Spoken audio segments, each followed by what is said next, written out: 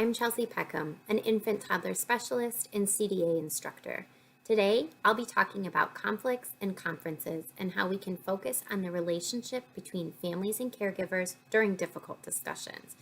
We'll be talking about different strategies caregivers can use in these situations, but one of the main approaches we'll study is the acknowledge, ask, and adapt process, which requires an understanding in the importance of communication, negotiation, and resolution.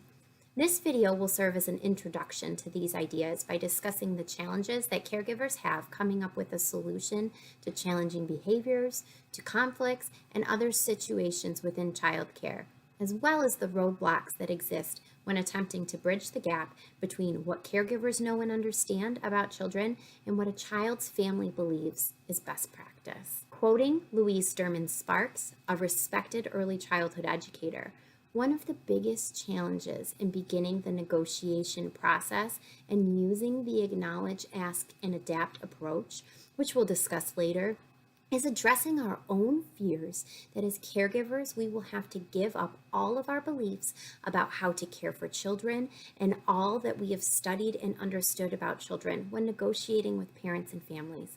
And that's not true. Think for a minute about the term negotiation. What do you think it means? Does your definition involve arguing your point of view, disagreeing? Negotiation is supposed to be a discussion aimed at reaching an agreement, and sometimes that requires adapting and meeting people, in this case, families and parents, halfway. If we embrace the concept of adapting and understand that it is part of the negotiation process, we can begin to see that there are two viewpoints that need to be considered, and both are correct. In a conference, we have the caregiver who believes certain things are important for a child, and then we have the parent or the family member who has beliefs about what is important for their child. These two viewpoints both have the same goal. As caregivers, we have a decision to make when considering the viewpoints of our families and our parents and what accommodations we make in our classrooms. I challenge you to maybe change your perspective from the me versus the parent or the parent is making me change this mentalities when thinking about these accommodations. Because there are so many conflicts within childcare where the best solution requires us to adapt our practice instead of a parent winning or a caregiver having the last say. In the end, we want the winner to be the child. So all decisions that we make as we approach conflicts should be made with the child in mind. Approaching conflicts and negotiating with families is not a question of giving up everything we know and understand about child development. It's about balancing what we know with what the parent knows and figuring out together what would be in the best interest of the child. There's a saying that I like that says, you can be so open-minded sometimes that your brains fall out. We're not talking about forgetting what we know to exclusively make space for the parent or the family's wishes. Instead, as caregivers, we need to have enough flexibility that we can consider the opinions and the beliefs of others so that we can perhaps let go of the firm belief that we are the only experts in the room and consider all of the experts involved in any negotiation process.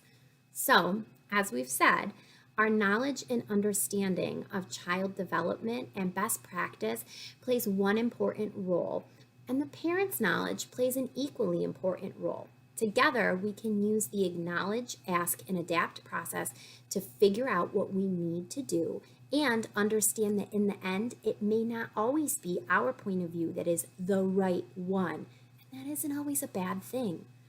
During this class, we're going to practice approaching parents about issues underlying behavior, child development, and the daycare day.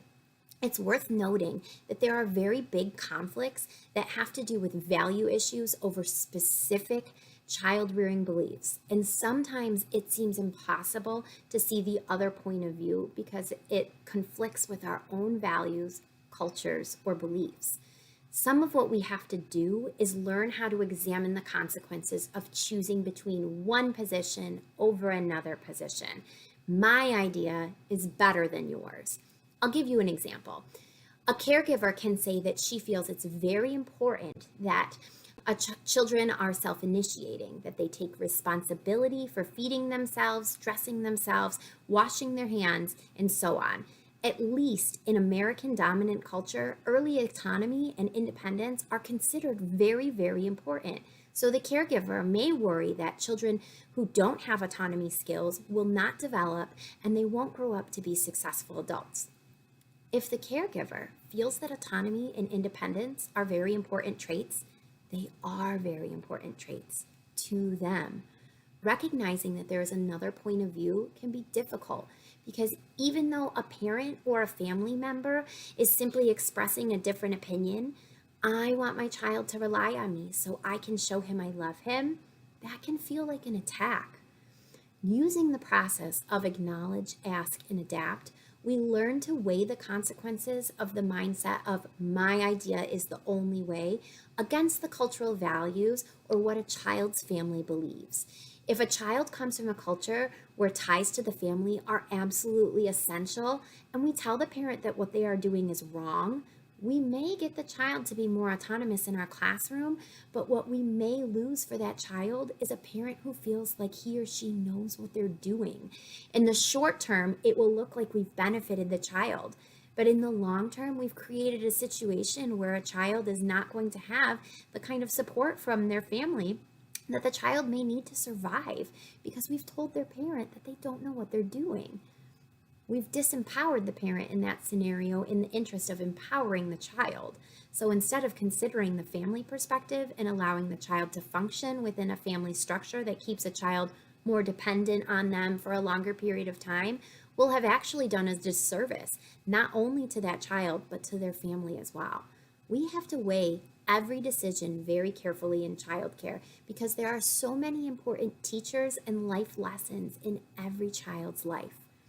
There may be situations where we may also decide it's worth our understanding of children's development that as a caregiver, it's time to advocate. Taking what we know is important and valuable to a child, perhaps a skill or an activity, and explaining that to the family. We don't want to change one piece of a family's child rearing practices, but we may ask a family to expand their understanding, and that might be something that feels difficult or challenging. For instance, in the issue of gender, if a family feels very strongly that their daughter should not be doing a whole range of activities based on her gender, and I, as her teacher, feel like this is going to really interfere with that child's cognitive, physical, social, or emotional development, I will be more open to negotiating with the family and advocating my side and understanding of child development. I will say that allowing the child to do some of these activities will be beneficial to her overall development. The family must be allowed to share their reasons for exclusion and the cultural significance for holding a child back from these activities. And as the caregiver, I have to be prepared for the family to feel a little bit uneasy about what will happen if their child participates in these activities and demonstrate my understanding of child development in a way that advocates for the child to participate instead of in a way that sends the family the message that their beliefs are wrong. In this scenario, the family may still choose to exclude their child or only agree to allow her to participate in some activities, but not all.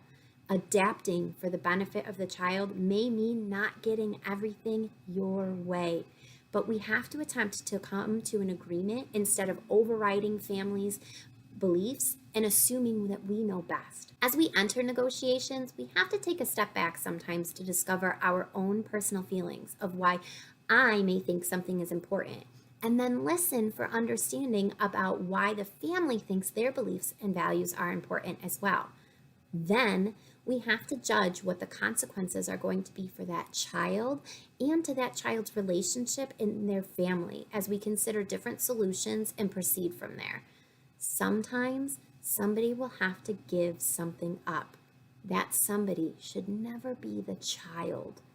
Our ultimate goal is to show respect and appreciation for each family's ways of doing things and, at the same time, share what we know about infants, toddlers, preschool, and school-aged children. By the end of this class, you'll have some new strategies to meet this challenge with the children and the families you work with. Enjoy!